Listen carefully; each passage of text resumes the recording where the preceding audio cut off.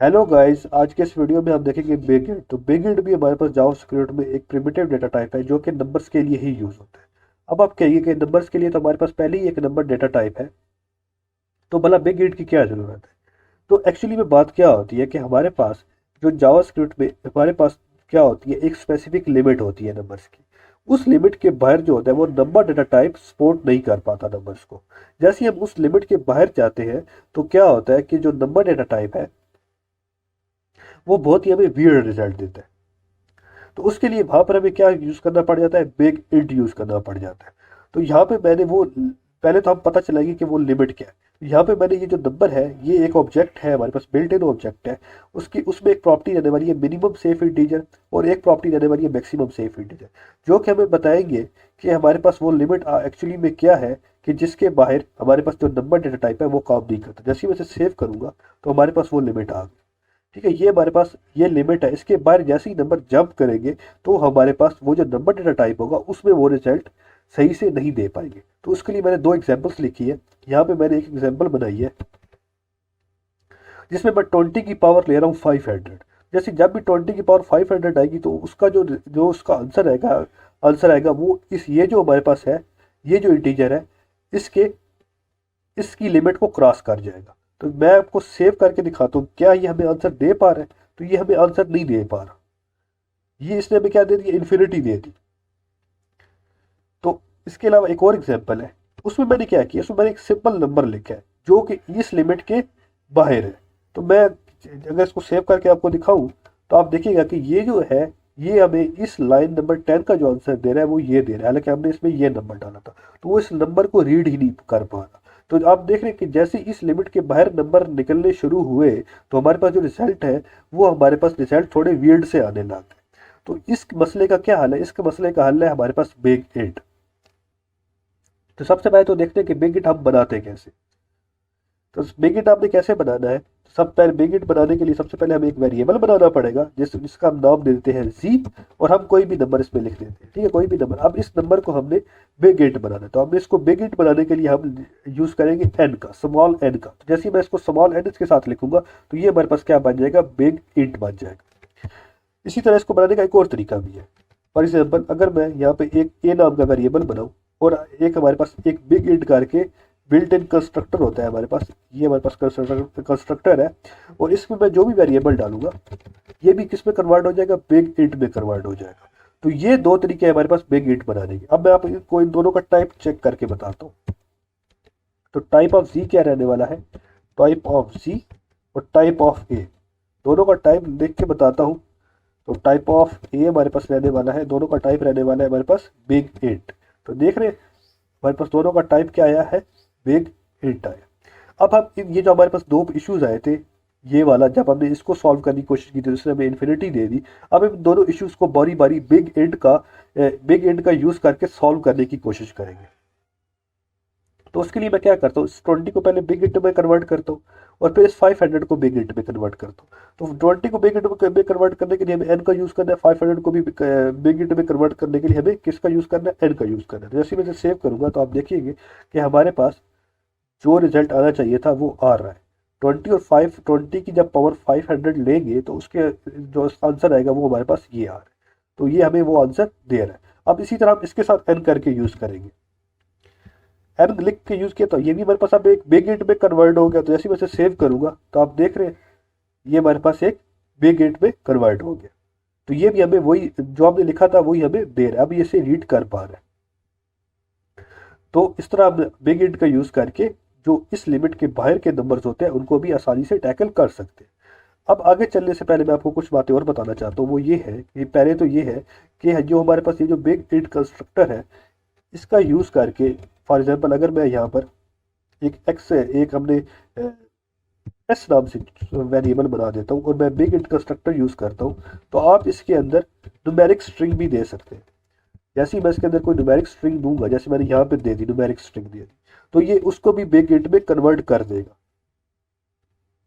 For example अगर मैं इसका टाइप चेक करना चाहूँ, console dot log type of operator करके एस करना चाहूँ, तो जैसे ही मैं इसे सेव करूंगा तो आप देख रहे हैं मेरे पास लाइन नंबर 16 में क्या आंसर आ रहा है।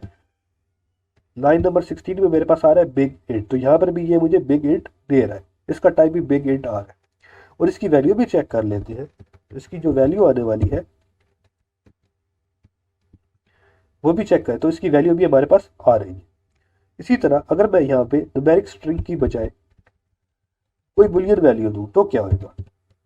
जैसे मैं यहाँ पे ट्रू देता हूँ तो ये हमारे पास ट्रू को कन्वर्ट करेगा 1 में और इसको एक बिग इंट में कन्वर्ट कर देगा। तो यहाँ पर भी इसका टाइप आ रहा है बिग इंट लाइन नंबर 16 में, और यहाँ पर भी इसने हमें क्या दे दिया 1n दे दिया इसकी वैल्यू। और अगर मैं फॉल्स कर दूँ तो मेरे पास क्या आ जाएगा 0n आ जाएगा,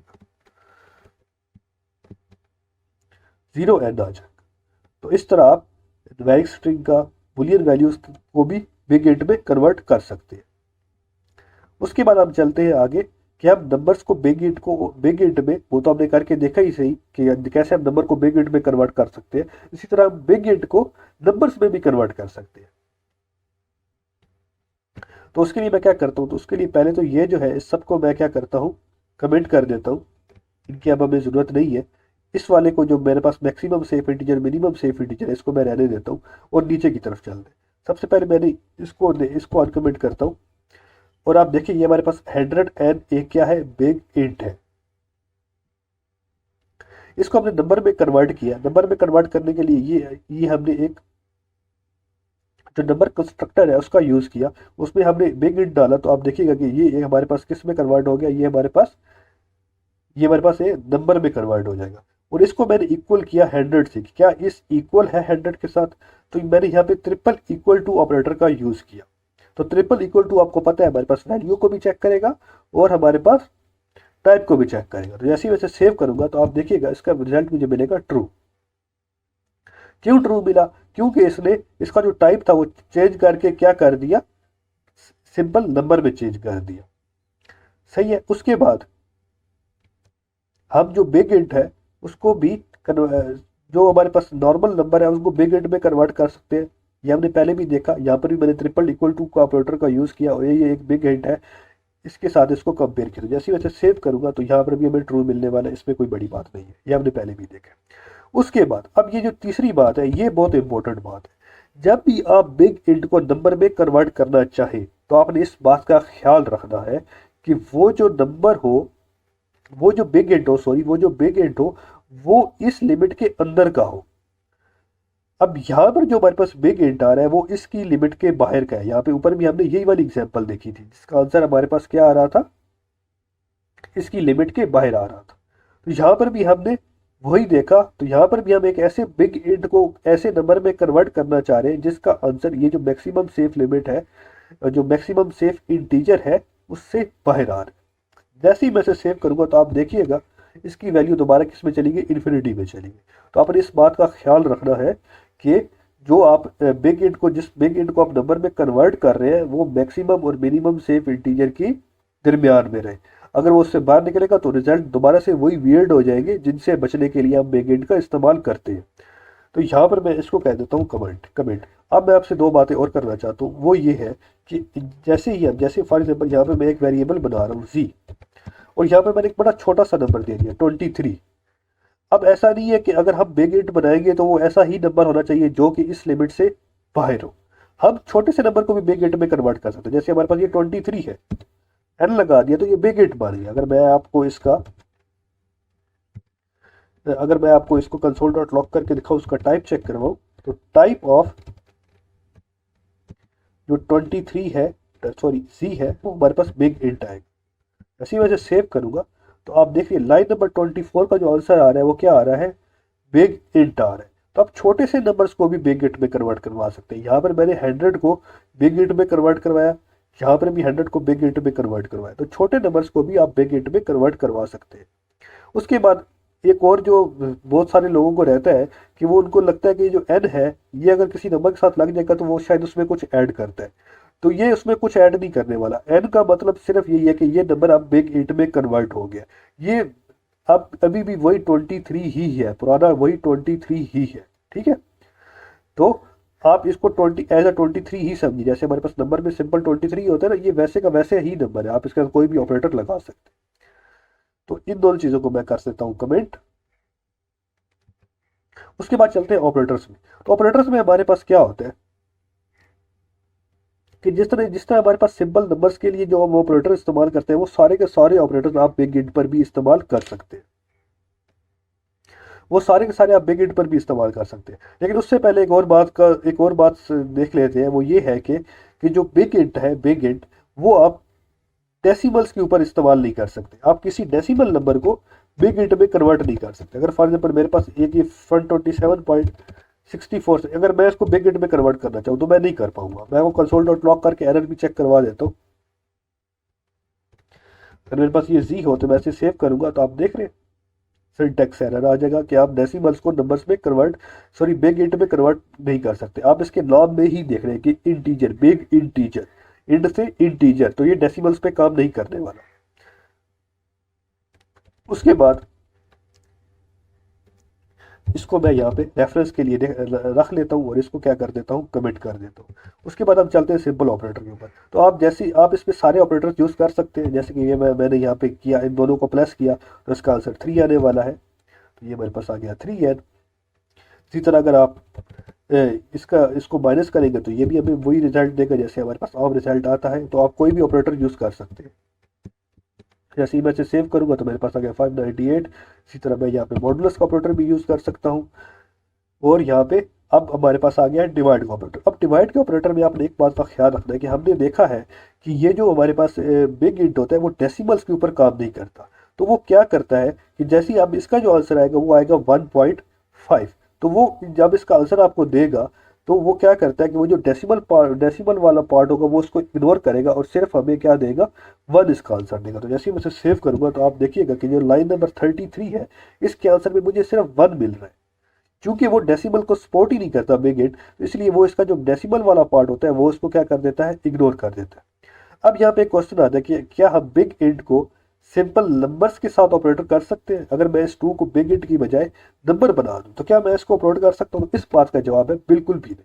आप इस ये जो ऑपरेटर है, सॉरी ये जो नंबर्स है, सिंपल नंबर को बिग इंट के साथ ऑपरेट नहीं कर सकते।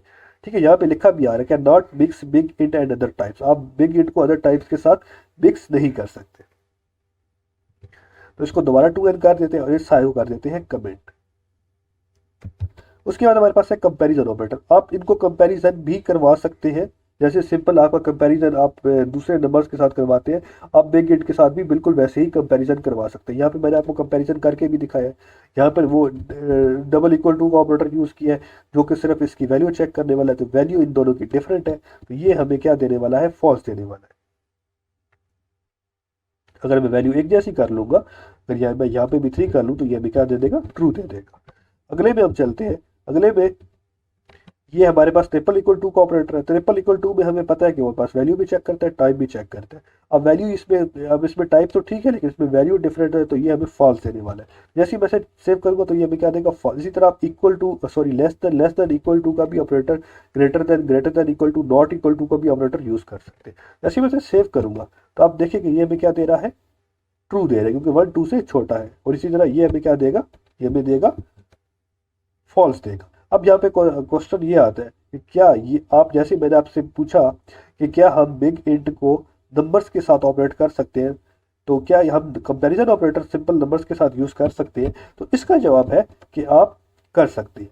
आप कंपैरिजन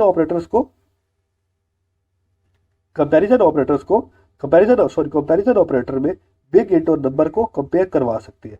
तो जैसे ही मैंने यहाँ पे मैंने शायद इसको सेव कर दिया, तो जैसे ही मैंने इसको सेव किया तो आप देख रहे हैं कि ये जो 3n है, ये जो लाइन नंबर 37 है, इसका आंसर मुझे क्या मिल रहा है, ट्रू मिल रहा है। क्योंकि आपको पता है ये जो डबल इक्वल टू है ये सिर्फ वैल्यू चेक करेगा, टाइप चेक नहीं करेगा। लेकिन अगर आप यही काम इसमें करना चाहेंगे, जैसे मेरे पास 2 है, इसको मैं 1 कर दूं, अगर मेरे पास ये वैल्यू सेम हो, अब देखिए इसका टाइप डिफरेंट है, इसका टाइप है बिग इंट, इसका टाइप है 1। तो इस केस में हमें यहाँ पर फॉल्स ही मिलने वाला है। जैसे मैं इसे सेव करूंगा तो देख रहे हैं लाइन नंबर 38 में हमारे पास क्या रहने वाला है, फॉल्स ही रहने वाला है।